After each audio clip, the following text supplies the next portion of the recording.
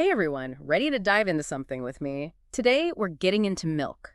But before you switch off thinking this is going to be boring, we're talking serious science here, like cutting edge tech that makes sure what you're pouring on your cereal is actually legit. Sounds intriguing. You sent over some research on detecting milk adulteration, and honestly, my mind is blown. Lasers, evaporation patterns that look like modern art. Who knew milk could be so visually interesting? I know, right? It's a fascinating field, especially now with all these new technologies popping up. It really is. So before we get into the nitty-gritty, can you tell us why milk adulteration is such a big deal in the first place? Is adding a little water really that harmful? Well, first off, it's often more than a little water and the harm. It's a double whammy, producers making a quick buck unfairly, and worse, potential health risks for consumers, especially where regulations aren't so strict. That makes sense. The study mentioned things like urea and ammonium sulfate being added, not exactly pantry staples. Exactly. And to make matters worse, urea is actually a component of urine, believe it or not. Both urea and ammonium sulfate, they're used to make diluted milk seem denser, like it's the real deal when it's been watered down. That's pretty gross. Yeah, and it doesn't stop there. They also use things like oils and detergents to mimic the fat content lost from watering it down. Oh, okay, that's just messed up. So how do we catch these shady practices? Sounds like we need a whole lab set up. Well, you've got your traditional methods, of course. Analyzing things like the freezing point, checking the solids not fat content, using a lactometer for specific gravity, and for urea there are chemical tests, but these can be time-consuming, expensive, and need specialized equipment. That's where this research comes in. It's using something called evaporative deposition patterns. And get this, artificial intelligence to detect the adulterants. Okay, hold on. Those are some big words. Even for our deep dives, explain it like I'm five, but, make it cool. All right, so picture this. A single drop of milk evaporating. What's left behind?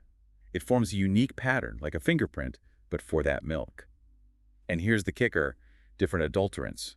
They change those patterns in really specific ways. So like those ink blot tests, but for milk. You got it. And that's where the AI comes in, a type called a convolutional neural network, or CNN for short. Basically, it's a deep learning model that's really good at recognizing patterns, in this case, the patterns in those dried up milk drops. So we're basically teaching computers to become milk detectives. That's pretty awesome. It is pretty cool. And the most impressive part, this research hit a 98% accuracy rate in detecting common adulterants, like the water, urea, ammonium sulfate, and oil we were talking about. 98%. My eyesight doesn't even work at 98%. So does this mean we can all buy AI-powered milk-sniffing gadgets soon? Not just yet, but the potential. Huge. Imagine. Portable, affordable devices that can instantly tell you about your milk's quality, from the farm to the factory to your fridge. It could totally change how we think about food safety, especially in places where traditional testing is difficult. Wow, that would be incredible. Now, you mentioned earlier that these adulterants actually change how the milk evaporates, leaving those telltale patterns, but how does that actually work? It all boils down to the science of evaporation and crystallization. Take ammonium sulfate, for example. When that adulterated milk evaporates, the ammonium sulfate, it can get supersaturated and starts crystallizing at the edges of the droplet. This creates a really distinct, almost needle-like shape. So it's like the ammonium sulfate is leaving its own little signature behind. Exactly. And here's the thing, the concentration of the adulterant actually affects the pattern too. Higher concentration, faster crystallization, leading to even more obvious patterns. It's all connected. Makes sense. So what about urea? What does that look like when it dries? Urea is interesting. It usually crystallizes from the outer edges of the droplet and moves inward, creates these much finer, almost delicate structures. Yeah. Very different from those bolder ammonium sulfate crystals we talked about. It's amazing how these tiny differences can reveal so much. What about that oil they add in? I can't imagine a little oil would be that noticeable. I would be surprised. Mm-hmm. They use emulsified oil, so it's in tiny droplets, right? But guess what? During evaporation, those droplets, they merge and they float right to the top of the milk droplet. You end up with this concentrated oil deposit smack dab in the center of the dried pattern, Wow. like a bullseye for adulteration. Wow, that's really sneaky. Sounds like these researchers really knew what they were doing, analyzing all those different adulterants and combinations. Oh, they definitely did their homework. They even looked at what happens when you have both ammonium sulfate and urea in the mix. Turns out they crystallize at the same time, but those unique shapes, those needles from the ammonium sulfate and the finer spread from the urea, still totally distinguishable. So even in a cocktail of adulterants, those patterns can be identified. That's really something. And that's where the AI works its magic, right? Exactly. It can be trained to spot those subtle variations, even in complex mixtures. Remember that impressive 98% accuracy rate we talked about? Well, they use some really cool techniques with the AI to achieve that. You mentioned something called regularization earlier. What exactly is that, and how does it fit into all of this? Okay, imagine you're teaching a dog a new trick. If you only showed the dog the trick in one specific place, it might not get it in a different setting, right?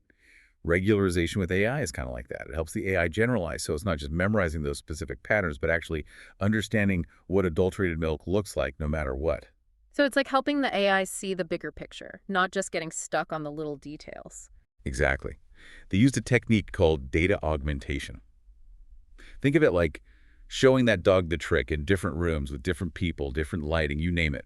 They took those original milk pattern images and made variations, rotating them, flipping them, even changing the brightness. By doing all that, the AI's accuracy jumped to that impressive 98%. That's incredible. It really shows how important it is to train AI in a way that lets it adapt to the real world. But how do we know it can handle something it's never even seen before? That's where the random testing comes in. They threw in samples with adulterants the AI had never seen before, things like sugar and sodium sulfate. A true test for our milk detective. And you know what? It aced it. It flagged every single one of those samples as adulterated. Now, it couldn't say exactly what was in them, but the fact that it knew something was off is huge. That's incredible. Even faced with the unknown, it can still raise the alarm. That's a game changer for catching new ways people try to adulterate milk. This is seriously fascinating stuff.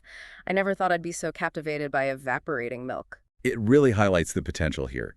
This tech could be revolutionary for food safety globally, especially in areas that don't have access to those fancy testing labs. Absolutely. But they did mention some limitations in the study, right? This is all still in the early stages, isn't it? It is. For now, the AI has been trained on a specific type of milk under very specific conditions.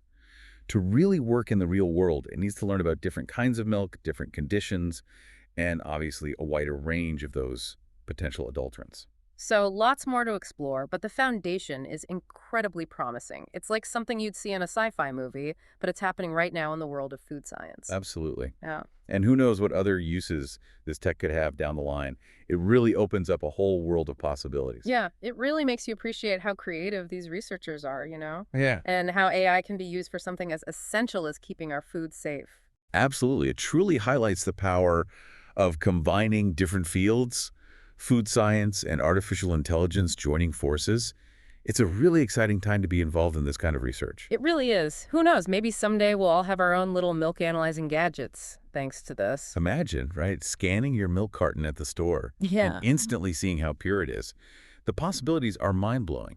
No more just hoping that expiration date is accurate. I'd be all for that.